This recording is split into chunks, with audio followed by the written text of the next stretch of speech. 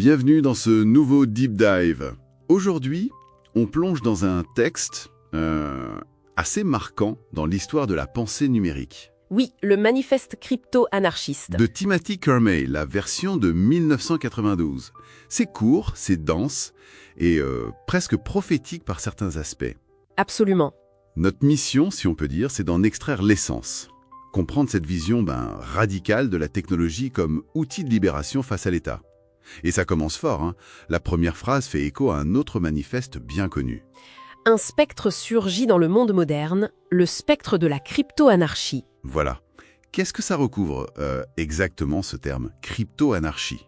C'est l'idée centrale du texte. C'est l'émergence d'une technologie qui permettrait des interactions humaines. Communication, commerce. Oui, communication, commerce, contrat même, mais de manière totalement anonyme et intraçable. Donc, l'idée, c'est que deux personnes pourraient faire affaire. Exactement. Conclure un deal complexe, échanger des fonds, sans jamais connaître l'identité réelle, l'identité légale de l'autre. C'est ça en gros la promesse. Un anonymat total. Ça paraît fou même aujourd'hui. Comment, techniquement, il envisageait ça en 92 ? Alors, il parle d'outils cryptographiques qui étaient pointus pour l'époque, mais dont les bases existaient déjà. Comme quoi, par exemple ? Il évoque le reroutage de paquets d'informations cryptés, un peu l'ancêtre de Tor, on pourrait dire. L'idée de masquer l'origine des messages. D'accord. Et puis, des protocoles cryptographiques robustes. Le but, c'est vraiment de rendre impossible de relier une action en ligne, une transaction, à une personne physique. Rendre l'origine et la destination indiscernables, quoi. C'est ça. Ok, alors, si on pousse le raisonnement, quelles seraient les implications d'un tel système, selon May, au fur et à mesure ? Là, c'est un véritable séisme sociopolitique qu'il décrit. Carrément. Il prédit que la réputation en ligne construite sur ces interactions anonymes mais vérifiables par la crypto deviendrait cruciale, plus même que les notations de crédit classiques. Ah oui, hein. Et surtout, ça saperait la capacité d'intervention de l'État. Comment taxer des transactions si elles sont anonymes ? Difficile, oui. Comment contrôler les échanges économiques ? Comment garder des secrets d'État ? Tout ça deviendrait beaucoup plus compliqué pour les gouvernements. Et même la confiance, elle changerait de nature. Oui. Elle reposerait moins sur l'identité légale et plus sur des preuves cryptographiques, sur la réputation bâtie au fil des interactions vérifiées. C'est une vision assez radicale des conséquences. Mais cette confiance dans la technologie, en 92, elle reposait sur quoi concrètement ? Il est précis là-dessus. Oui, il insiste bien. Les briques théoriques, elles existaient depuis une dizaine d'années déjà. Ah bon ? Le chiffrement à clé publique, par exemple. Ce système où on a une clé publique pour chiffrer et une clé privée pour déchiffrer, ça existait. Oui, ça on connaît bien maintenant. Et il mentionne aussi les preuves à divulgation nulle de connaissances. Ça c'est un peu plus pointu. C'est quoi l'idée en gros ? C'est une manière de prouver qu'on sait quelque chose sans révéler ce quelque chose. Très utile pour l'authentification anonyme, par exemple. D'accord, je vois. Et donc ces concepts, plus la montée en puissance des PC ? Exactement. Les PC, les débuts des réseaux. Ça rendait la crypto-anarchie non plus juste théorique, mais potentiellement réalisable. Et il va même plus loin, il anticipe les évolutions futures. Tout à fait. Il parle des réseaux à haut débit qui allaient arriver, des cartes à puces, des puces dédiées au chiffrement. Et pour lui, tout ça allait rendre ces méthodes non seulement possibles, mais économiquement viables et surtout, essentiellement impossibles à arrêter. C'est ça qui est fort. Une affirmation très audacieuse pour 1992. là, on touche au cœur du conflit qu'il anticipe. C'est assez fascinant qu'il décrive si bien la justification que l'État utiliserait pour s'y opposer. Oui, c'est très prémonitoire. Il écrit noir sur blanc que les gouvernements essaieront de freiner, voire d'interdire cette technologie. Avec quels arguments ? Les arguments classiques en fait.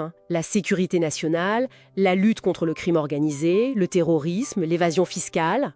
La protection de l'enfance aussi, non ? Oui, ou même la peur d'une sorte de désintégration sociale. Et ce qui est intéressant, c'est que le manifeste ne nie pas la validité de certaines de ces craintes. Ah, il admet donc les potentiels effets négatifs. Il n'est pas juste naïf. Non, pas du tout.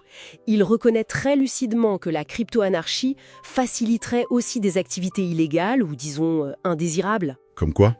La diffusion de secrets défense, le commerce de drogue ou d'armes, et il va même jusqu'à évoquer des marchés d'assassinat ou d'extorsion. C'est assez cru. D'accord. Mais alors, sa conclusion, c'est quoi ? C'est que ces risques, même réels, ne justifient pas d'entraver le développement de la technologie.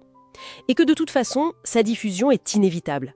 C'est le cœur de sa vision anarchiste, quoi. Le côté inéluctable de la technologie face au pouvoir, C'est un peu le paradoxe de ces outils de liberté. Exactement. L'outil en lui-même est neutre, mais son usage peut poser d'énormes problèmes. Et pour appuyer son idée, il utilise des images fortes, des comparaisons historiques Oui, l'impact de la cryptographie est comparé à celui de l'imprimerie. sur les guildes médiévaux et l'Église. C'est ça. L'imprimerie a brisé le monopole sur l'information et le savoir. La cryptographie, selon lui, briserait le monopole de l'État sur le contrôle des transactions et, d'une certaine manière, sur la violence légitime. Et il imagine que ça, combiné au marché d'information, Oui, ça créerait un marché liquide pour tout ce qui peut être mis en mots et en images. Une phrase qui résonne particulièrement aujourd'hui, non? c'est clair. Et cette dernière image, celle du fil de fer barbelé, Oui. elle est très parlante. Oui, c'est une métaphore puissante pour finir. Le barbelé a permis de clôturer physiquement les terres, de redéfinir la propriété privée dans l'Ouest américain.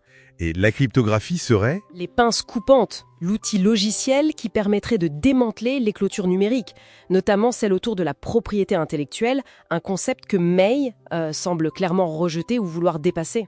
Bon, alors si on résume un peu ce deep dive, qu'est-ce qu'on retient de ce texte? D'abord, c'est une vision où la cryptographie n'est pas juste un outil technique.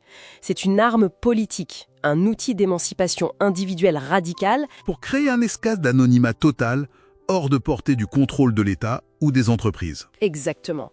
Et ce qui est fascinant, c'est cette foi presque absolue dans le pouvoir de la technologie pour remodeler les rapports de force. Une vision de liberté individuelle poussée à son paroxysme grâce au code. Oui, tout en reconnaissant, sans phare, les zones d'ombre, les risques que ça comporte. C'est cette tension qui rend le manifeste si pertinent encore maintenant. Tout à fait, et pour laisser une question en suspens, le manifeste se termine par cet appel « Debout, vous n'avez rien d'autre à perdre que vos clôtures de barbelés ».